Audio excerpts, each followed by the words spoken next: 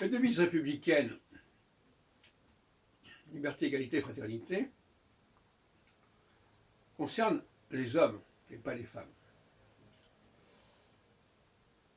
On sait d'ailleurs que sous la Révolution, les femmes n'étaient pas élues comme députées de la Constituante ou à l'Assemblée, de la Convention, etc. Donc ne disons pas que la Révolution a affirmé l'égalité entre l'homme et la femme, c'est une plaisanterie. On sait d'ailleurs que le vote en France, même le suffrage universel, ne concernait que les hommes jusqu'au début de la 4ème République. C'est-à-dire au lendemain de la Seconde Guerre mondiale. Bon, sérieux.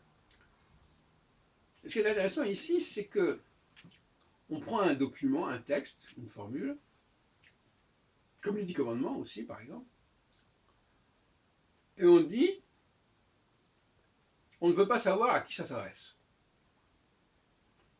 On part du principe que, puisque c'est dit, c'est voilà pour tout le monde. Alors que souvent, ce sont des propos qui ne sont valables que pour un groupe donné, que par rapport à un groupe donné, et pas pour tout le monde. Tout comme par exemple, le droit français n'est pas le droit anglais ou allemand.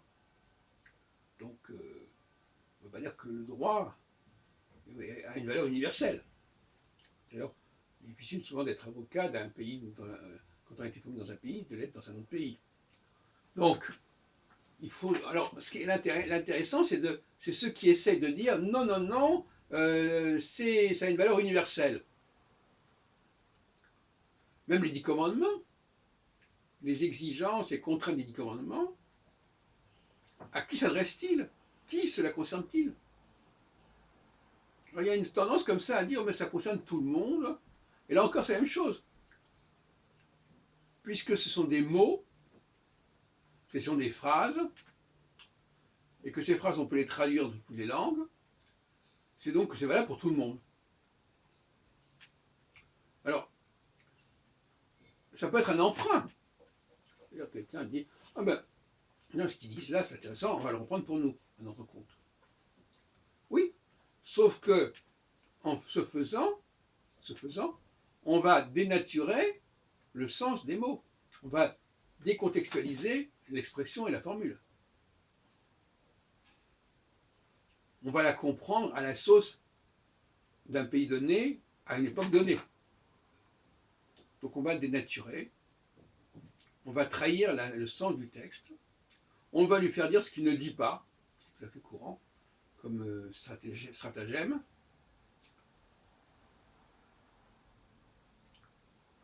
Par exemple, dans les 10 commandements, quand il est dit « tu ne connaîtras pas la femme d'autrui », ça ne s'adresse pas à des femmes, ça s'adresse à des hommes.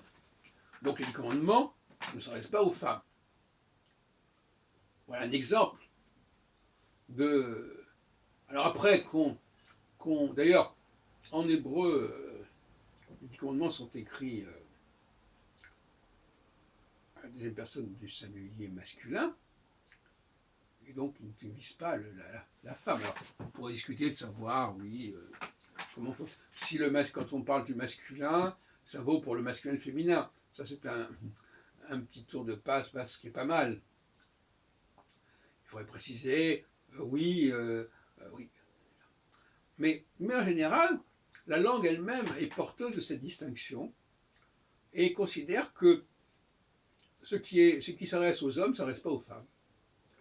Et par conséquent, il n'y a pas de raison de préciser, quand on dit au masculin comme en hébreu, tu feras ceci ou cela, eh bien ça s'adresse aux hommes tout simplement, et ça n'a pas à être repris pour les femmes, parce que de toute façon l'expression est au masculin. Bon, là-dessus on peut discuter, mais en réalité, j'aime pas beaucoup cette façon de fausser ou de biaiser les choses. D'une manière générale, la langue fait partie de la tradition, et elle est porteuse d'une tradition, elle est porteuse d'une culture, d'une philosophie, et il faut le respecter, cette philosophie, qui distingue très clairement le masculin et le féminin. Alors, il ne faut pas faire dire aux textes qu'ils ne disent pas, ça me paraît inadmissible. En faisant cela, d'ailleurs, on fait de la contrefaçon. En sortant les choses de leur contexte, du milieu où ils ont été exprimés. Bon. En même temps, c'est un emprunt.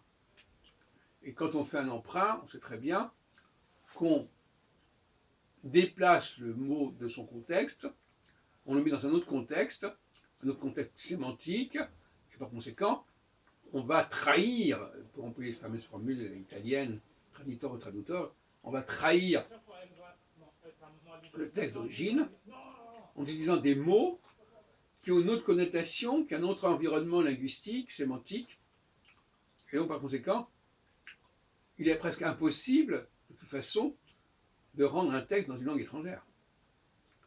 Puisque les connotations, les connexions entre les mots les uns par rapport aux autres, on connaît par exemple Lacan, les jeux de mots, les connotations, les similitudes d'expression, tout cela fait partie d'un texte, et quand on passe dans une autre langue, ce ne sont pas les mêmes jeux de mots qui pourront se faire. Donc on peut pas, il ne faut pas rêver, il est impossible de rendre pleinement un texte quand on le sort de son contexte. Contexte linguistique, j'entends bien. Je ne parle pas du contexte sociologique, je parle tout simplement de quand un mot dans une langue, il a son contexte sémantique, mais aussi formel, des mots qui se ressemblent, des mots avec lesquels on peut jouer, des mots qui peuvent se recouper, etc. Tout ça, c'est complètement cassé quand on traduit dans une autre langue.